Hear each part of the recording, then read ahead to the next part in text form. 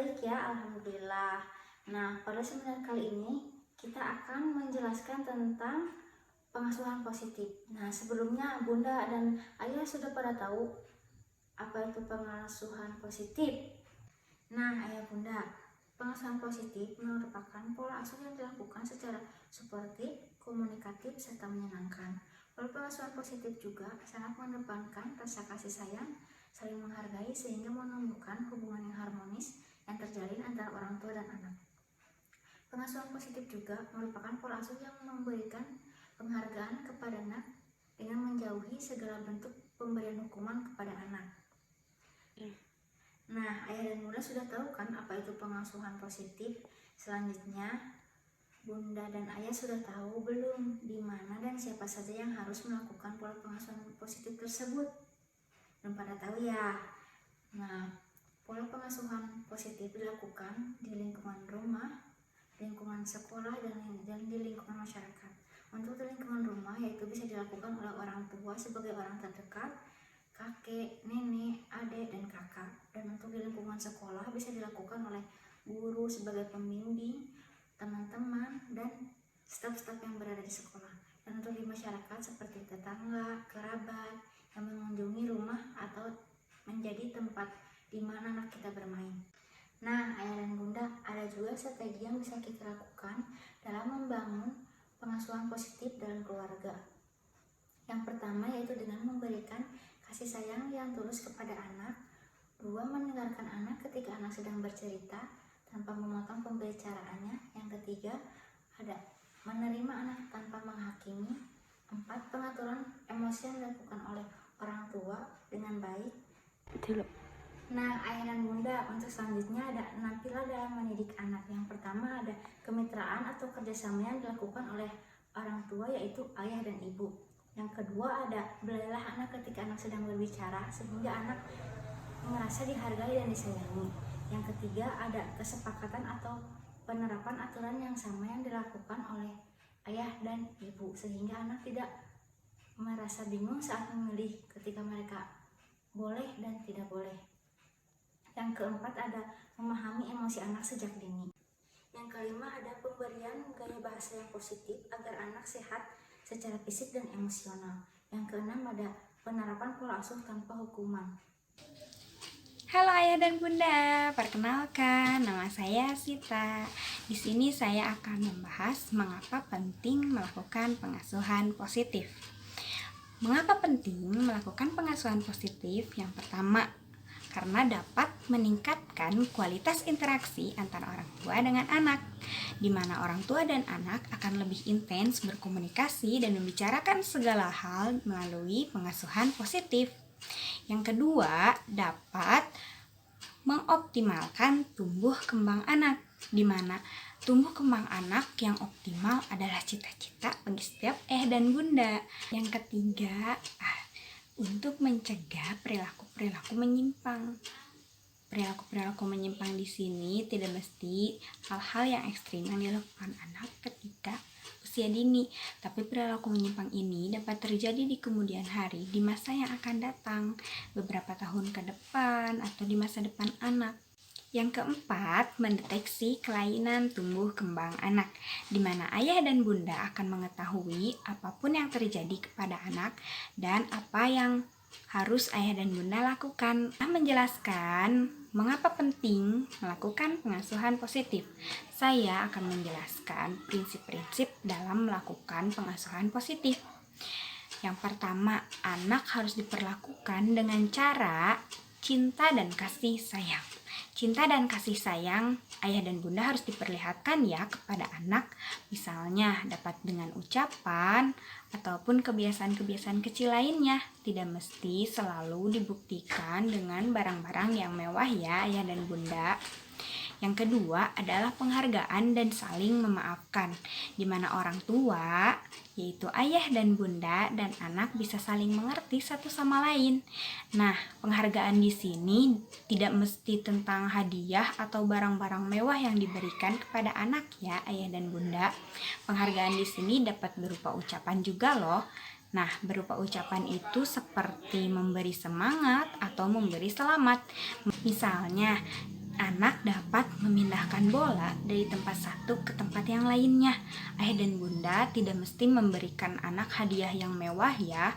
Ayah dan bunda dapat memberikan ucapan selamat seperti "Selamat ya, kamu hebat" dan motivasi-motivasi yang lainnya agar anak tetap percaya diri dalam melakukan hal-hal yang ia inginkan dan ia sukai.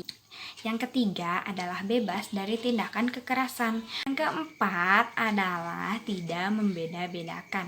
Tidak membeda-bedakan di sini tidak mesti antara kakak dan adik ya, ayah dan bunda, tapi antara anak satu dengan anak yang lainnya.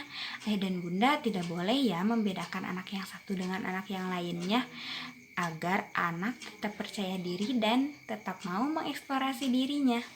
Kemudian, ayah dan bunda harus menyediakan dan memfasilitasi anak lingkungan yang aman dan nyaman bagi anak, di mana anak dapat mengeksplorasi lingkungannya dengan bebas dan aman dari tindakan kekerasan.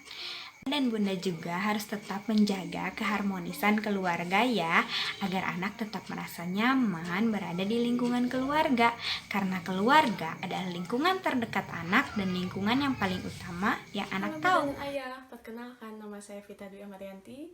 Mari kita sama-sama belajar bersama saya dan rekan-rekan saya. Dan topik yang kali ini saya akan bahas yaitu tentang apa sih peran orang tua dalam pengasuhan anak dan bagaimana menerapkan pengasuhan positif pada anak. Mungkin Bunda dan Ayah sudah mengetahui bahwa keluarga merupakan satu hal terpenting dalam pengasuhan anak. Karena anak dididik dan dibesarkan oleh keluarga. Di dalam keluarga ini, orang tua merupakan cerminan yang bisa dilihat dan ditiru oleh anak. Maka dari itu, pengasuhan anak ini merupakan kewajiban yang harus dilakukan oleh orang tua. Pola asuh ini berpengaruh terhadap keluarga dalam pembentukan karakter anak, khususnya dalam kemandirian. Jika pengasuhan anak ini tidak dipenuhi dengan baik dan benar, maka ditakutkan akan muncul masalah atau konflik baik di dalam anak itu sendiri atau anak dengan orang tuanya dan bahkan terhadap lingkungannya.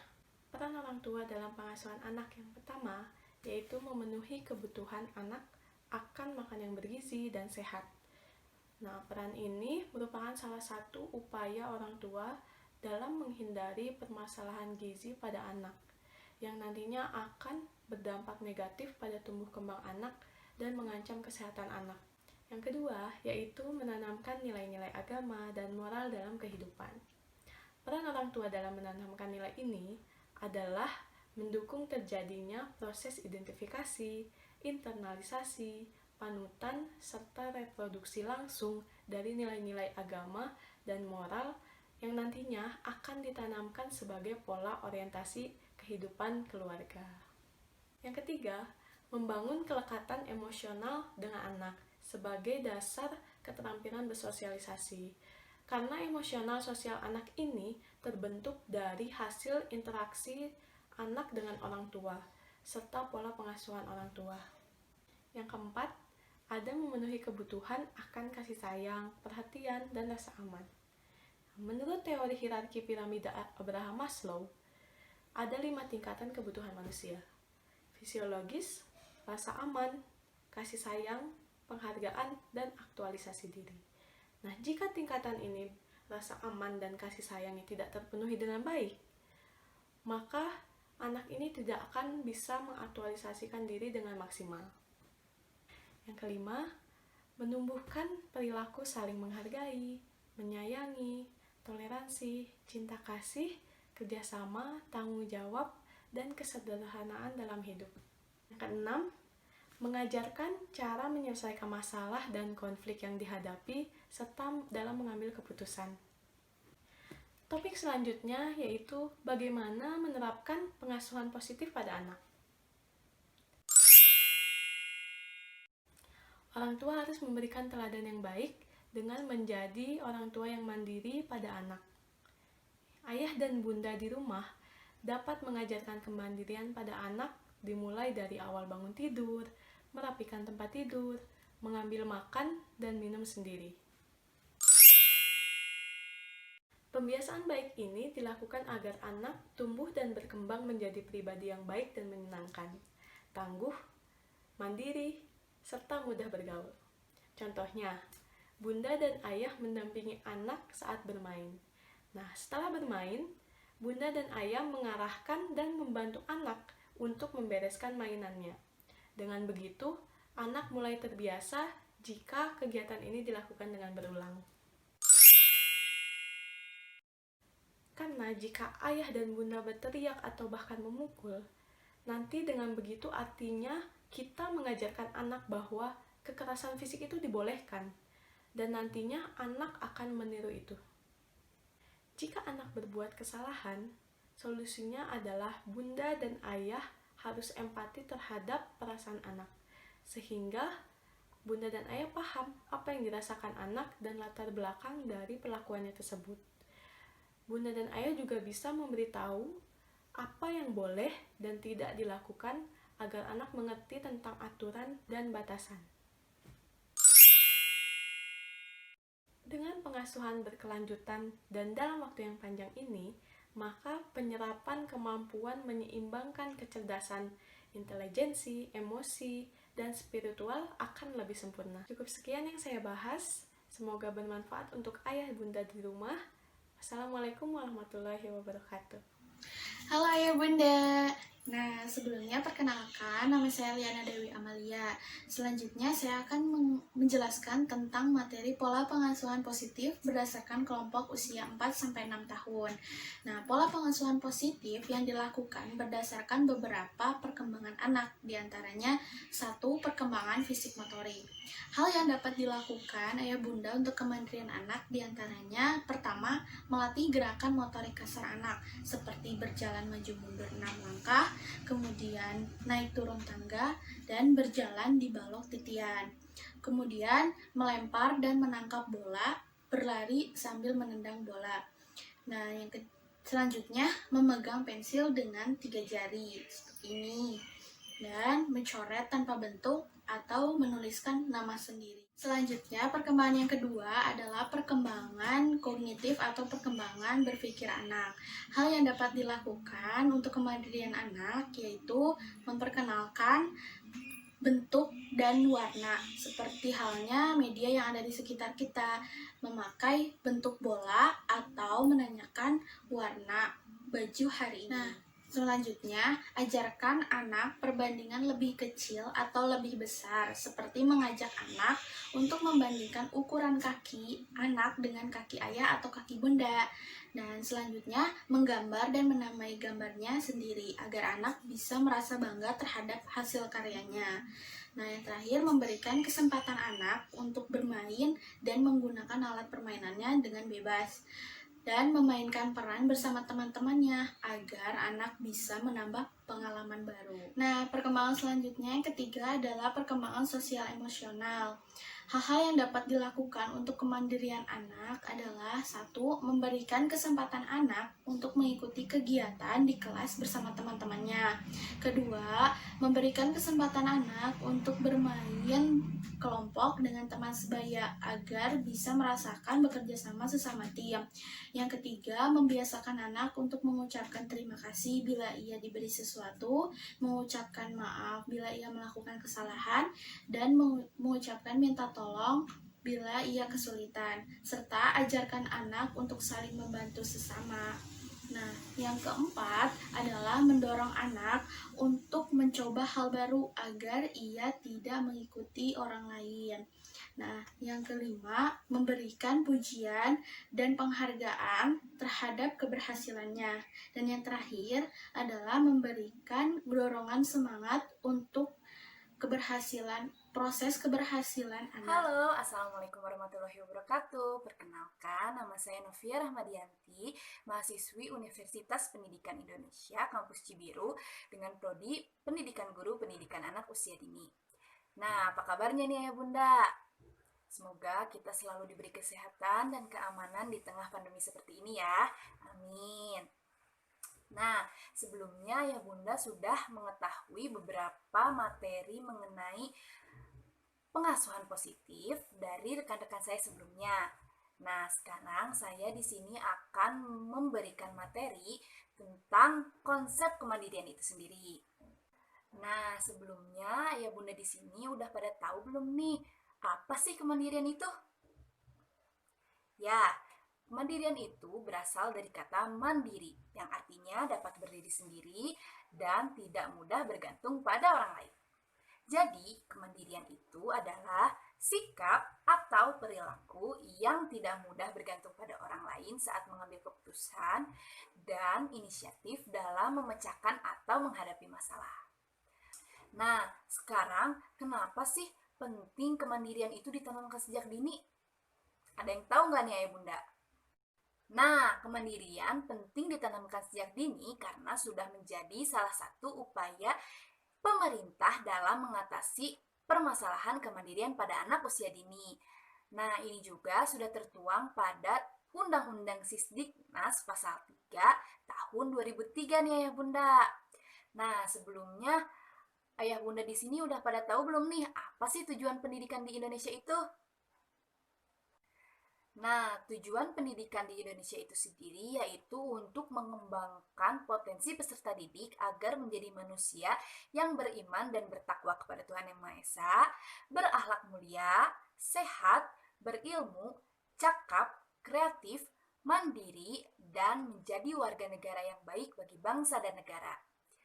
Nah, kemandirian juga sangat penting ditanamkan sejak dini karena bekal kemandirian yang mereka dapatkan sejak kecil dapat membantu mereka untuk menjadi pribadi yang lebih mandiri, cerdas, kuat, dan percaya diri ketika menginjak dewasa nanti. Nah, sehingga mereka akan siap dalam menghadapi masa depan yang baik. Nah, maka dari itu penting sekali bukan Ayah Bunda untuk menanamkan kemandirian anak sejak dini karena kemandirian dapat membawa pengaruh yang cukup besar bagi pengalaman kehidupan selanjutnya. Kemudian anak mampu menyelesaikan tugas-tugasnya sendiri sampai selesai dan bertanggung jawab atas tugas-tugasnya. Dan yang terpenting, anak semangat dalam bekerja dan menghargai serta memelihara hasil karyanya sendiri. Nah, kemudian bagaimana sih jika anak tidak ditanamkan kemandirian sejak dini? Apakah ada pengaruhnya? Tentu saja ada nih Ayah Bunda. Nah, jika anak tidak ditanamkan kemandirian sejak dini, mereka akan kebingungan dalam membantu dirinya sendiri. Kemudian, anak akan menjadi tidak mandiri dan selalu bergantung kepada orang tuanya. Nah, maka dari itu penting Bunda untuk ditanamkan kemandirian sejak dini pada anak. Selanjutnya ada faktor-faktor yang dapat menghambat kemandirian pada anak. Nah, apa saja sih faktor yang dapat menghambat kemandirian pada anak? Ada dua faktor yang dapat menghambat kemandirian pada anak nih Ayah Bunda. Yang pertama, faktor internal atau faktor yang ada pada dalam diri anak. Nah, faktor yang ada dalam pada diri anak ini yaitu faktor intelektual. Faktor intelektual juga sangat berperan penting bagi kemandirian anak nih Bunda. Karena kecerdasan dan kemampuan anak akan berpengaruh pada kemandirian anak.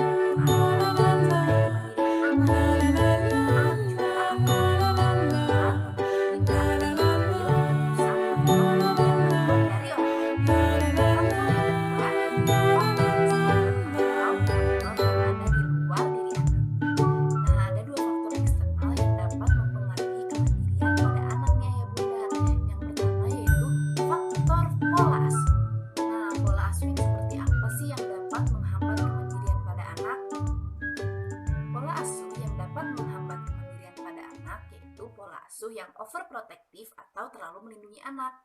Karena pola asuh yang seperti ini menganggap anak tidak dapat melakukan sesuatunya sendiri, selalu membantu anak dalam melakukan sesuatu, serta menuntut anak terlalu tinggi, sehingga ketika anak mengerjakan sesuatunya dengan lambat, maka orang tua akan memarahi atau mengkritiki hasil karya yang dilakukan oleh anak. Nah, hal ini dapat menghambat kemandirian pada anak nih Ayah Bunda. Kemudian faktor eksternal yang kedua yaitu faktor urutan kelahiran. Urutan kelahiran juga dapat menghambat kemandirian pada anak nih Ayah Bunda. Loh, kenapa? Ya, jika orang tua yang hanya memiliki satu anak, orang tua akan memberikan seluruh perlindungannya kepada anak secara berlebihan. Nah, karena adanya perlindungan yang berlebihan tersebut, orang tua menjadi tidak memberikan kesempatan kepada anak untuk melakukan sesuatunya sendiri.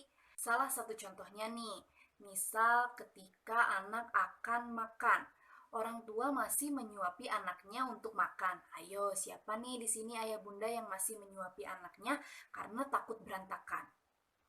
Nah, lebih baik anak dibiarkan makan sendiri, kemudian ketika selesai makan, anak diminta untuk merapikan kembali tempat makannya sendiri, agar anak belajar untuk mandiri. Nah, bagaimana nih jika perilaku tidak mandiri anak dibiarkan secara terus-menerus? Apakah ada kerugiannya? Tentu saja ada nih ayah bunda. Nah, jika perilaku tersebut dibiarkan secara terus-menerus, anak akan menjadi ragu-ragu ketika akan melakukan sesuatu. Anak akan selalu bertanya kepada orang lain apa nih yang mereka harus lakukan. Kemudian, yang kedua, anak akan selalu mencari perhatian. Yang ketiga, anak menyukai kegiatan kelompok, namun ia tidak banyak terlibat. Ia hanya mengandalkan temannya saja. Nah, ini juga sangat merugikan nih ayah bunda, karena anak tidak dapat membantu dirinya sendiri. Kemudian, yang keempat, anak sulit mengambil keputusan. Ia hanya menggantungkan pilihannya kepada orang lain atau ikut-ikutan saja. Nah, ini juga sangat merugikan ya ayah bunda, karena anak tidak menjadi mempunyai pendirian sendiri. Nah, maka dari itu penting sekali untuk menanamkan kemandirian sejak dini nih ayah bunda. Nah, itu dia materi mengenai konsep kemandirian pada anak yang bisa saya sampaikan. Semoga bermanfaat dan ayah bunda dapat menerapkannya. Terima kasih. Wassalamualaikum warahmatullahi wabarakatuh.